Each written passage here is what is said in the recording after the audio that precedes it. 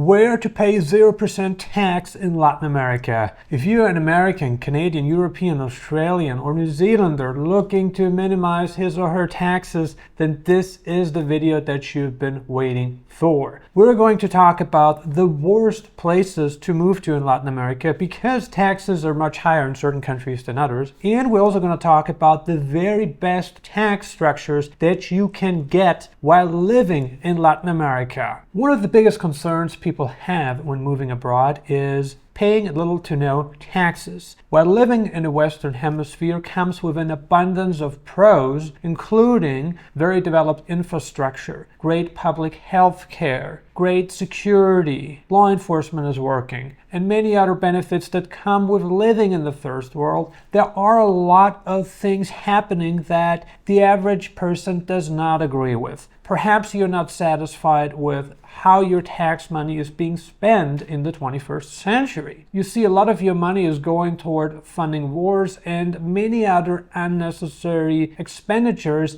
that governments make without your prior consent. You may be worried about a lot of your tax money being wasted by your government, such as using tax money to fund wars, using it for immigration, and many other reasons that you don't agree with. It doesn't matter if you're an American, Canadian, European, Australian, or New Zealander looking to minimize his or her taxes. There are some very bad countries in Latin America you should probably not consider moving to because these countries do not operate a territorial tax system where you don't pay taxes on your foreign sourced income. One of the greatest prerequisites to living abroad, to moving to a new destination globally, is your ability to generate location-independent income. While plenty of folks watching this video have the ability to incorporate a local corporation in a Latin American country and monetize their skills overseas, many people are relying on jobs, they are relying on wages, they are relying on employment. And because of this, it's often very hard to find these kind of jobs in a local economy in Latin America. So having location-independent income is one of the biggest prerequisites that you can bring with you to the table. And let's say you have a location-independent income, you are an entrepreneur, you are an investor, you make money from trading or investing in cryptocurrencies, perhaps you are a shareholder of a company. Where do you go or where do you not go in Latin America? There are countries like Mexico and Argentina that apply progressive personal income tax rates, and they're actually quite high. Something that emerging countries have in common is that a lot of them have a progressive personal income tax rate starting anywhere from 0% all the way up to 35%. And that is also the case in Mexico, where if you fall into the highest income tax bracket, you are going to pay 35% in personal income taxes, which is just slightly less than you would pay in the United States of America. And you could argue that you get a lot more benefits when paying taxes in the US, such as security is a lot better. The US has much better roads, much better infrastructure, hospitals are better. Obviously you have to pay your hospital bills yourself. You have very high deductibles, very high out-of-pocket expenses to use healthcare in the United States of America. Taxes are certainly higher in Canada and many Western European countries than in Mexico. However, there aren't really a lot of benefits that you get when paying these high personal income taxes in Mexico. And this is also why a lot of expats or immigrants to Mexico end up committing to tax evasion. The higher the tax rates, the higher the personal income tax rates are in an emerging country like Mexico, or for instance also in Argentina, the higher the evasion is as well. We're seeing a very similar picture in Southeast Asia, where countries like Vietnam, Thailand have also quite high personal income tax rates of 35%, which is exactly the same as what you're looking at in Mexico. Argentina would be another example of a country that taxes you on your worldwide income. So if you become a legal tax resident of Argentina, you decide to settle down in this beautiful country located in South America, you are going to pay taxes on your worldwide income, which is not something that a lot of Americans, Canadians, Europeans, or Australians want to deal with. So what happens is that a lot of the times people decide not to immigrate to these countries, or they decide to commit to tax evasion, which is something that we certainly do not recommend. Brazil would be another country with relatively high taxes and where you just don't get a lot of value in return. Chile has also quite high taxes. Colombia is also not home to a territorial tax system. So you see there are a lot of countries in Latin America where you become a resident and you actually have to pay income taxes on your worldwide income. So even if you bring income with you into the country, say that's a pension, or potentially you bring employment income, you have some kind of income from an investment, you would have to pay income taxes on that income that you bring with you into these countries. And naturally, people aren't interested in paying these taxes because they don't see that Mexico and Argentina or Chile offer really great benefits to a tax resident. Now that we've spoken about some countries that are quite bad for taxes, where can you pay 0% taxes in Latin America? There are a number of countries that I want to recommend inside this video. And again, this information applies to you whether you are a Canadian, European, Australian, New Zealander, because if you're a citizen of any of these countries that I just mentioned, you don't fall victim to citizenship-based taxation. What is citizenship-based taxation? Citizenship-based taxation is a concept where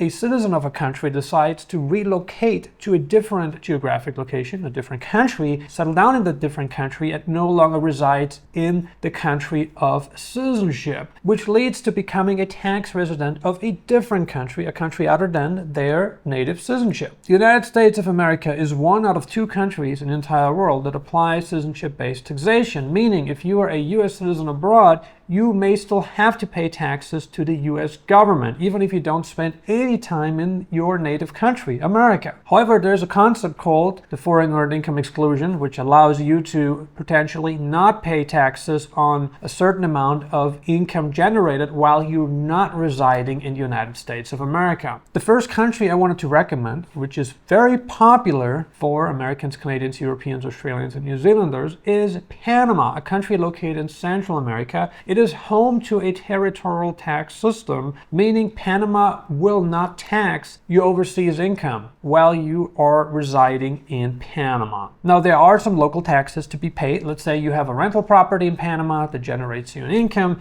You would have to pay taxes on that income in Panama. Whether you are a resident or not is irrelevant. You're going to pay taxes on that income in Panama. Likewise, if you're employed by a Panamanian corporation, you reside in Panama, you live and work in Panama, you are going to pay taxes on that income in Panama. Likewise, if you have some kind of investment, if you make any kind of income in Panama, you would have to pay taxes on that income in Panama. Now, Panama is interesting. It is a very international hub for entrepreneurs, investors, immigrants. Lots of people have moved to Panama to start businesses and capture the local market in Central America. A pretty decent percentage of the Panamanian population speaks English fluently, specifically in Panama's capital, Panama City. Lots of foreign corporations have established offices in Panama to take advantage of the great labor force that's available at a very reasonable median wage, plus Panamanians speak English, as I've pointed out.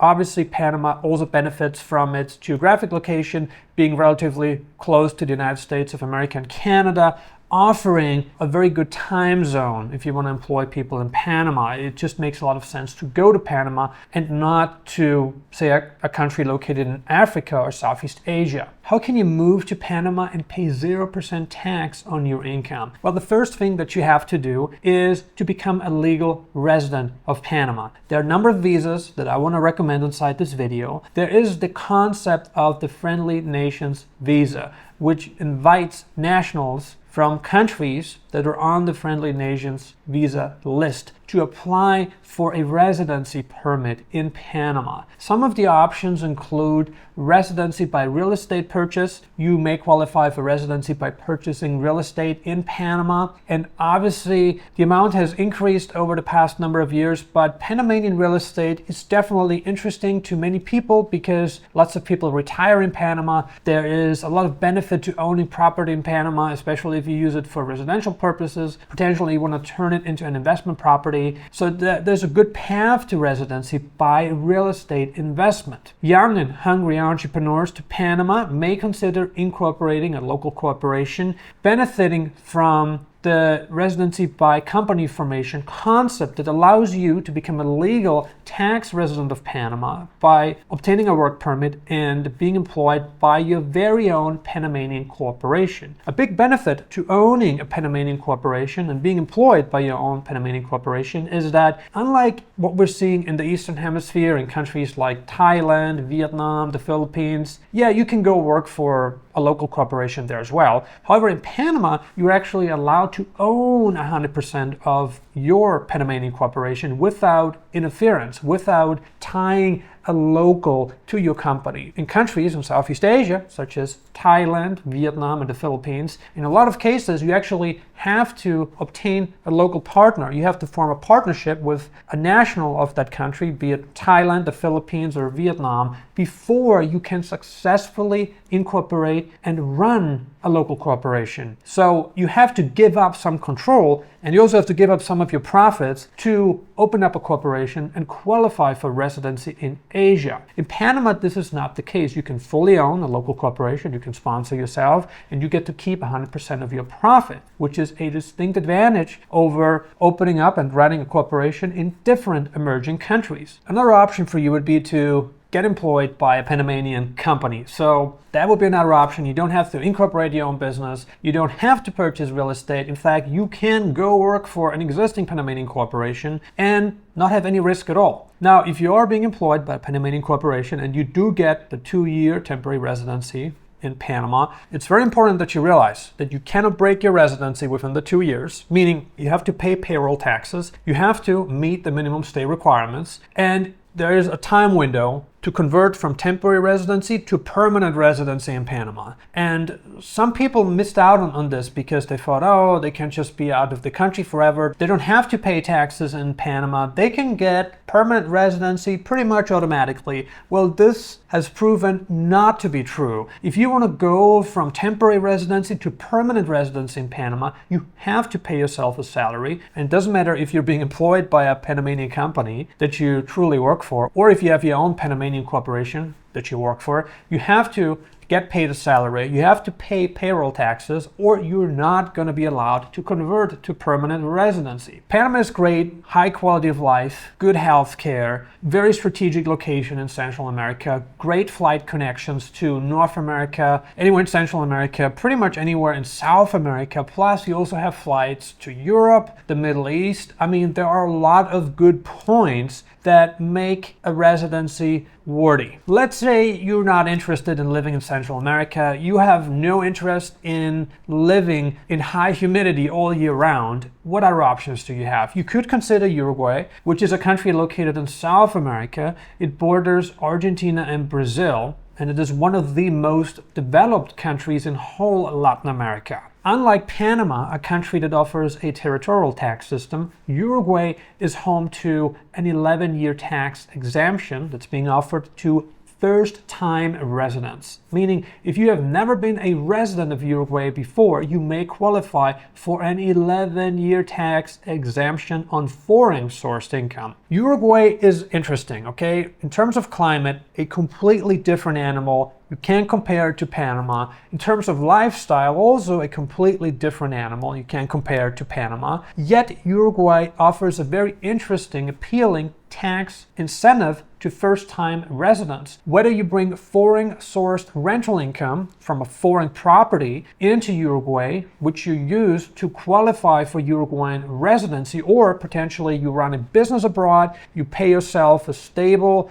salary, it doesn't matter, you're not going to pay taxes on that income in Uruguay while you are a resident of Uruguay. Now, you have to qualify for this 11-year tax exemption by becoming a resident. Uruguay is one of the best countries to hire skilled labor. English is widely spoken in the country. People are educated. Lots of Uruguayans have studied abroad in Europe, in North America, in Canada, in the US. A lot of people came back to Uruguay. Why? The quality of life is better. There's just a lot more quality to living in Uruguay than there is to living in America or Canada. So if you have some kind of tech company and you want to live in South America, potentially take advantage of the foreign earned income exemption, Uruguay could make a lot of sense. Another thing that's interesting about Uruguay is that technically you only have to be in the country for 1 day every 6 months. And there have been cases of people who were able to convert to permanent residency within the first year, making it a very attractive visa option for someone who wants to get permanent residency. Permanent residency is really what you want to get. At a very minimum, you want to get permanent residency because in a lot of these Latin American countries, permanent residency is truly permanent. Now, there are some things you cannot do while you are on permanent residency, be it Panama or Uruguay. You cannot vote. You cannot participate in elections at all. Only citizens are allowed to participate and vote. So you can't demonstrate, you cannot vote. But other than that, you can do a lot. Like in Panama, and I haven't even pointed this out, you can own property in Uruguay. You can own the land the property is built on, which is very important. You cannot do that in a lot of Asian countries or Middle Eastern countries. In Uruguay, you can. You can own the land the house is built on. So if you want to own an ocean property and you're worried about land ownership, don't worry about it. You're going to have it in Uruguay. Also, you're eligible for full local company ownership. Let's say you want to incorporate a Uruguayan corporation, you want to start a business. Potentially that's how you want to get started in the country. You want to move there, start a business, generate some income. You have a great idea.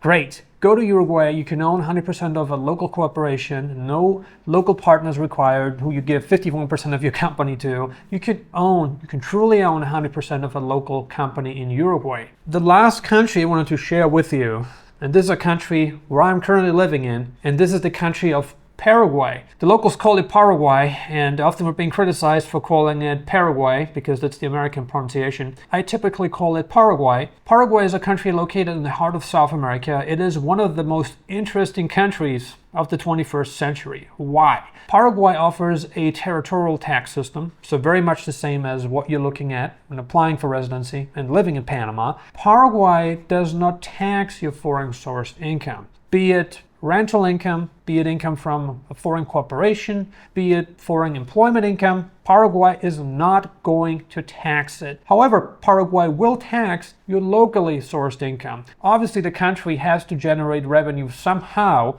and so local income is being taxed in Paraguay. Local income generated from employment or a business is taxed at 10%. That's the most you're going to pay. Once you have obtained your RUC number, which is your local tax number, you can take advantage of a lot of cool deductions, further minimizing the tax burden that you have to the Paraguayan government. What's really great about all these countries, Paraguay, Panama, Uruguay, is that they all offer really good tax incentives, right? And one is not better than the other. We'll have our own personal preferences. I personally prefer Paraguay because it's laid back, small government. The government leaves us alone here. You can do pretty much whatever you want here. Plus, you can own firearms in Paraguay. In Panama too, you can own firearms, as well as in Paraguay. Two of the best countries outside the United States to own firearms are Panama and Paraguay, especially if you want to stay within the same time zone. These are the countries that offer you this very privilege. In Europe, owning firearms is also possible. In Asia, forget it, you're probably never going to own a firearm. In the Middle East, forget it, you're probably never going to own a firearm legally, if we're talking about owning it legally. In Paraguay,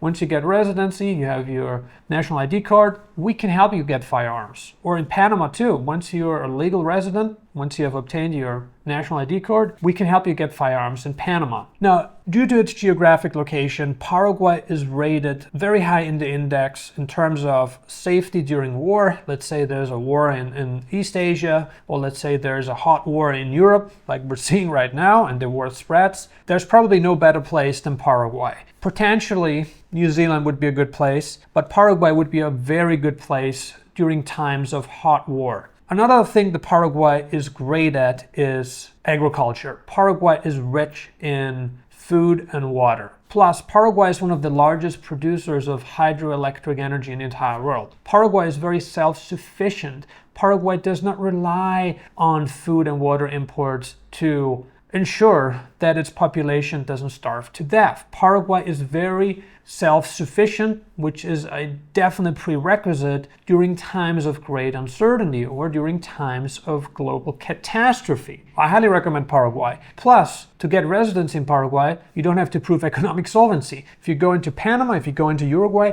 you actually do have to prove economic solvency, or you must be employed by a Uruguayan corporation, by a Panamanian corporation. In Paraguay, there is no such requirement. You only have to be from a friendly country, meaning the United States, Canada, any European Union country. Ukraine qualifies as well, Australia, New Zealand, South Korea, Japan, and a few more. If you're interested in paying 0% tax in Latin America, please book a consultation with me today. Go to nomadelite.com and click on book a consultation now. I look forward to advising you on the best possible residency permits in Latin America where you may qualify for a 0% tax rate. Thank you so much for watching. I appreciate you, and I look forward to welcoming you to the next video.